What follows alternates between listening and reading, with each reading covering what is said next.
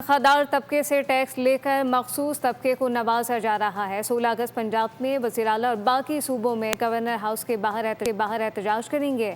اگر لیوی ختم نہ کی گئی تو جماعت اسلامی حکومت گراؤ مہم چلائے گی۔ امیر جماعت اسلامی حافظ نعیم الرحمان کی لاہور میں پریس کانفرنس کہا کہ حافظ نعیم الرحمان بولے حکومت خوش ہے کہ انہوں نے لیوی کی مد میں ہدف سے زیادہ بھتہ وصول کر لیا ہے۔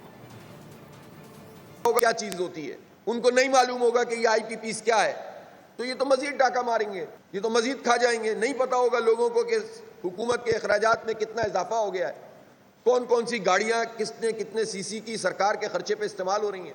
اب اگر کوئی آواز نہیں ہوگی اس آئی پی پیز مافیا کے خلاف، اگر کوئی آواز نہیں ہوگی اس پیٹرولیم کی مافیا کے خلاف، اگر کوئی آواز نہیں ہوگی اس پورے ایلیٹ طبقے کے خلاف، تو اس کے نتیجے میں مزید مایوسی پڑے گی۔ اس لیے ہم اپنا یہ فرض سمجھتے ہیں کہ پاکستان کے عام لوگوں کے مسئلوں کو نہ صرف یہ کہ اٹھائیں، ان میں شعور پیدا کریں، بلکہ ان کی حق کی آواز بنیں۔